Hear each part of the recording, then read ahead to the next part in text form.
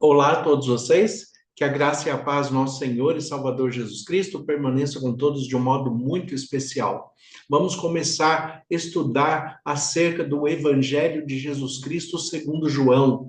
João tem um evangelho muito particular, muito característico, não é sinótico, ou seja, ele não é derivado dos outros evangelhos escritos por Marcos, Mateus e Lucas, mas ele tem um evangelho de intimidade com Jesus Cristo. E é isso que ele quer nos apresentar, que todos nós podemos buscar e ter esta intimidade com Jesus Cristo, sabendo que ele está disposto a ser o nosso amigo.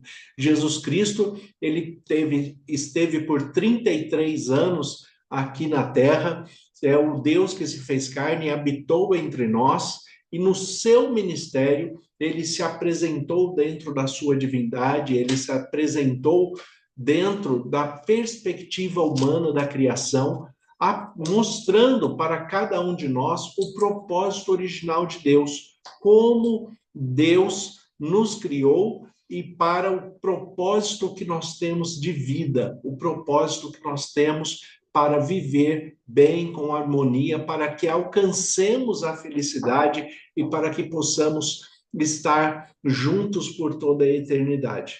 O Evangelho de Jesus Cristo, segundo João, é um evangelho muito humano, muito próximo, muito dentro da expressão do amor de Deus. Talvez o evangelho que fale mais acerca do amor de Deus, não é à toa que ele tem o versículo, né, o verso mais conhecido da Bíblia, que está em João capítulo 3, versículo 16, onde, na tradução mais comum, ele diz: porque Deus amou o mundo de tal maneira que deu o seu Filho unigênito para que todo aquele que nele crê não pereça, mas tenha a vida eterna. Então, este é o verso mais conhecido de toda a Bíblia. A grande maioria das pessoas conhecem, até aqueles que não professam a fé cristã, conhecem, já ouviram falar deste versículo. Eu gosto da tradução da Bíblia judaica, porque a perspectiva judaica ela traz um contexto melhor deste texto, um contexto mais direto. Ele tem uma variação pequena, mas que faz uma grande diferença na interpretação. O texto na Bíblia judaica, João 3,16, ele diz que Deus amou o mundo de tal maneira que deu o seu único filho para que todo aquele que nele crê tem a oportunidade de salvação ao invés de ser totalmente destruído. Então, é uma perspectiva bastante direta a respeito do cuidado de Deus, do amor de Deus e a tentativa de reconciliação, de resgate de Deus com a sua criação maior, que é o ser humano feito à sua imagem e à sua semelhança. Então, é neste sentido que nós temos o Evangelho de Jesus Cristo na perspectiva do apóstolo João, que era o apóstolo mais novo, o apóstolo que é observado na Bíblia como o apóstolo amado, né, o discípulo amado, mas não porque Jesus fazia acepção de pessoas, mas porque ele era o que mais precisava de amor. É esta a perspectiva dentro da escrita bíblica. João precisava de amor, precisava de cuidado, precisava de carinho. João era muito novo, muito imaturo, tinha ainda muito para aprender na vida. E João também, na crucificação de Jesus, ele segue a missão ali de continuar cuidando de Maria, a mãe de Jesus, e também Maria vai cuidar de João, terminando a sua educação, a sua instrução e a sua condução, né, por causa da sua pouca idade. Mas quando nós temos aqui o primeiro capítulo de João, ele fala a respeito da perspectiva que João quer trazer para toda a humanidade. O que o João, o apóstolo, ele quer que você compreenda no evangelho que ele escreve segundo a perspectiva dele. Ele começa falando no versículo 1, usando expressões que vão intercalar a cultura grega, helênica e a cultura hebraica. Então, ele fala: no princípio era o Verbo, e o Verbo estava com Deus, e o Verbo era Deus. Ele estava no princípio com Deus. Todas as coisas foram feitas por intermédio dele, e sem ele, nada do que foi feito se fez. A vida estava nele, e a vida era a luz dos homens. A luz resplandece nas trevas, e as trevas não prevalecerão contra ela. É muito bom também que nós estamos iniciando este estudo do Evangelho de Jesus Cristo segundo João, exatamente na semana e no dia hoje, né, exatamente quarta-feira, dia 2 de outubro, é o dia que em 2024 nós comemoramos o Rosh Hashanah, que é o Ano Novo judaico, dentro do período da Festa das Luzes. Então, nós temos o Hanukkah e o Rosh Hashanah aí juntos neste período, e estamos trazendo essa perspectiva do Ano Novo dentro da contagem judaica, o ano 5785. Então, é contado o ano a partir da criação dentro da perspectiva da escrita de Moisés. Então, é assim que é contado pelo calendário judaico, estamos no ano de 5785. A questão é que, quando nós observamos a estrutura que João está escrevendo, e João, ele é judeu, ele faz parte do povo hebreu, e ele usa a mesma estrutura de Gênesis. Observe que o livro começa igual Gênesis, no princípio. Gênesis começa da mesma forma, no princípio, Bereshit, a expressão no hebraico, renarque-se, a expressão grega, mas porque o texto aqui de João foi escrito em grego, mas João está pensando como um judeu, ele está pensando em hebraico. Então, ele usa a mesma estrutura do texto hebraico, Bereshit, mostrando que aquele que desde o princípio criou todas as coisas, ele é capaz de fazer um novo princípio para você. O que você precisa recomeçar? O que você precisa fazer novo? O que você precisa fazer de novo? Deus tem sempre a oportunidade para que você faça tudo novo e tudo melhor, para que com a experiência de vida, com a maturidade, com tudo que você passou, com tudo que você aprendeu, você possa ser resgatado por Deus e colocar a sua vida em ordem, de maneira que ela fique ainda melhor do que no princípio, melhor do que na primeira vez, porque afinal de contas, dentro das nossas imperfeições e limitações humanas, nós passamos por processos de santificação e de maturidade, e vamos aprendendo ao longo do tempo a conviver com essas perspectivas, a conviver com essas situações que muitas vezes são desagradáveis. Mas João, ele traz aqui já no primeiro versículo, no capítulo 1 do seu evangelho, ele coloca: no princípio era o Verbo, trazendo a ideia de que, independente do que você passou até aqui, do que você viveu até aqui, independente das suas dificuldades, dos seus sofrimentos, dos seus desafios, das suas adversidades, independente de qualquer questão, Deus pode te dar um novo princípio e fazer tudo ainda melhor do que era antes. É isso que Deus certamente está propondo para você nesse dia. E que você agarre, né, esta bênção com toda a sua fé, com todas as suas forças, né, que você de coração realmente receba essa bênção do Senhor, para que você possa se reconstruir, se refazer, fazer seus projetos, seus planos, realizar os seus sonhos, alcançar os seus ideais de uma maneira em que a bênção de Deus seja presente e seja ainda maior na sua vida e na sua família.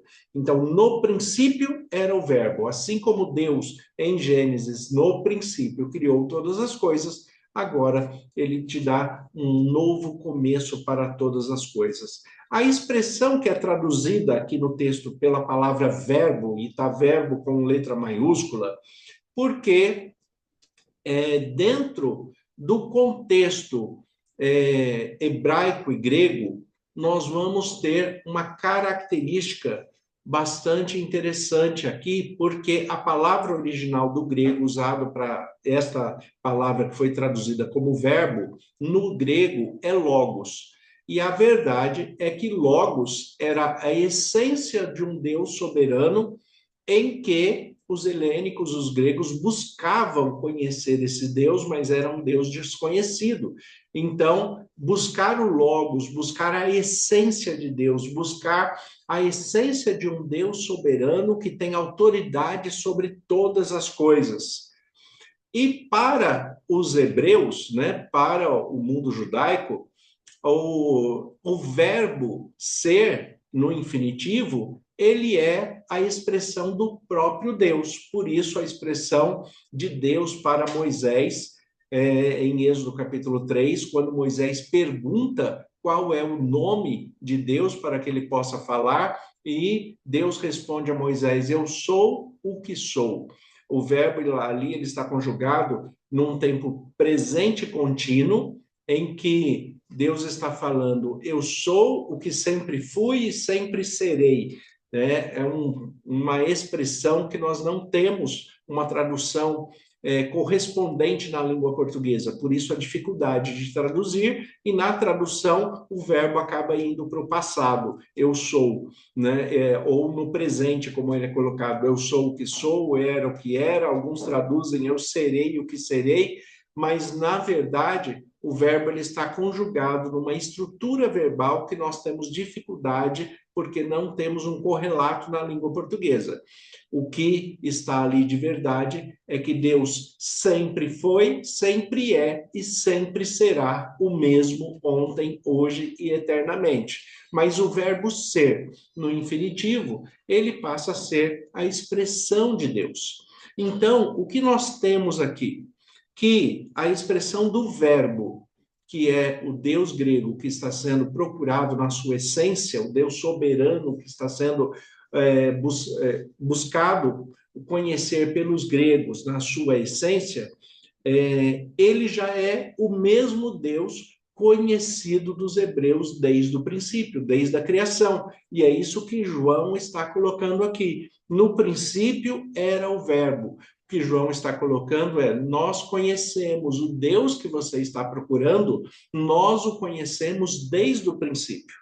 Nós sabemos que ele criou todas as coisas, nós sabemos que ele é soberano, nós sabemos que ele tem poder para restaurar todas as coisas, nós sabemos que ele tem poder para manter você em tudo o que você precisar, em tudo que lhe for necessário. Então, desde o princípio, nós conhecemos esse Deus. Então, João coloca, no princípio era o verbo. Esse Deus, o Logos que vocês estão procurando, é o Adonai, que é o verbo hebraico que expressa a Deus. Então, é o mesmo Deus. O Deus que vocês estão procurando, nós já conhecemos. E quem era esse Deus? Esse verbo, essa essência, ela já estava com Deus, é o que ele coloca aqui, né? Ela era Deus, né? E estava desde o princípio com Deus. Todas as coisas foram feitas por intermédio dele, né? Então, todas as coisas foram feitas por intermédio desse Deus que existe desde o princípio, né? E nada do que foi feito se fez. Sem ele, nada do que foi feito se fez. Então, tudo depende desse Deus poderoso, desse Deus na essência, desse Deus criador, que criou no princípio todas as coisas e é capaz de restaurar todas as coisas também. No versículo 4, ele coloca: a vida estava nele. E esse estava é aquela dificuldade do verbo que eu falei para vocês, que na verdade a vida inicia nele e permanece nele. Porque a nossa vida aqui, ela é finita. Para que nós tenhamos vida eterna, nós temos que permanecer em Cristo Jesus, pelo Espírito Santo. Então, nós passamos pela vida, mas por causa do pecado, nós vamos passar pela morte, mas também nós temos a ressurreição em Cristo Jesus, que venceu a morte por nós, aquilo que nós não poderíamos fazer. Então, a vida estava nele desde o princípio, continua nele e estará nele por toda a eternidade. A vida estava nele, e a vida era a luz dos homens. A luz resplandece nas trevas, e as trevas não prevalecem sobre ela. E aqui nós temos o que eu falei no início para vocês. Nós estamos no Rosh Hashanah, comemorando o Hanukkah, a festa das luzes, e também o Ano Novo, e neste período nós temos a grata felicidade de iniciar o estudo do Evangelho de Jesus Cristo, segundo João, que mostra que desde o princípio, Jesus, que estava ali, né, como coeterno com Deus, ele estava desde o princípio e ele é a luz do mundo. O próprio Jesus vai dizer isso depois, que ele é a luz do mundo. Mas a vida estava nele, permanece nele, continuará nele. Ele era a luz dos homens, continua sendo a luz dos homens, sempre será a luz dos homens, e as trevas não prevalecerão sobre essa luz. Ou seja, nada permanece ou prevalece sobre a luz de Cristo, sobre a verdade de Cristo, sobre a ação de Cristo, os cuidados de Cristo. Então descanse. Jesus Cristo está cuidando de você, da sua família, dos seus planos, dos seus projetos. Ele só quer que você realmente permaneça de acordo com a sua palavra, sendo guiado pelo Espírito Santo, colocando em prática os seus ensinos, que, como João já escreve aqui, são os mesmos desde o princípio, desde Gênesis. Nós temos um Deus que não muda. A palavra de Deus nos diz que em Deus não há mudança e nem sombra de variação. Então, ele é o mesmo ontem, hoje, o será eternamente. Por isso, nós temos a Bíblia toda válida, de Gênesis até Apocalipse, da maneira que Jesus nos traz a luz para que nós compreendamos e vivamos de acordo com os seus ensinos, com o seu discipulado, para que nós, como discípulos de Jesus, possamos também ser apóstolos, levando a palavra de Deus, levando a mensagem do Evangelho. É isso que Deus quer que nós façamos. E aí, quando chega no versículo 10, né, porque aqui depois ele vai falar do apóstolo João, mas quando chega no versículo 10, ele fala: o verbo estava no mundo, e o mundo foi feito por intermédio dele, mas o mundo não conheceu. Veio para o que era seu, mas os seus não receberam. Mas a todos quantos receberam, deu-lhes o poder de serem feitos filhos de Deus. Se você recebeu a Jesus Cristo como o único Senhor e Salvador da sua vida, você tem o poder de escolha de ser feito filho de Deus. E é isto que Deus quer, que você não seja apenas uma criatura, criado por Deus, mas que você se torne filho ao aceitar a Jesus Cristo como o único Senhor e Salvador de sua vida. Conheça a luz de Cristo, a luz da verdade. Deixe a verdade te libertar, deixe o Espírito Santo te guiar e reconstruir tudo aquilo que você perdeu pelas adversidades dessa vida, deste mundo, mas que Deus, em Cristo Jesus, com o seu poder e autoridade, pode recriar todas as coisas na sua mente, no seu coração, na sua vida, para que você seja realizado e tenha a vida em abundância que Deus promete em Cristo Jesus para todos. Senhor, nosso Deus e Pai, nós te agradecemos pela tua palavra que é viva e eficaz. Como ministro do Evangelho, em nome de Jesus, eu peço as tuas bênçãos sobre todos os que estão nos acompanhando neste momento.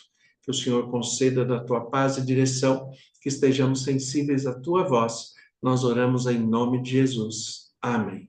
Deus abençoe a todos. Tenha um excelente dia, uma excelente semana. em nome de Jesus.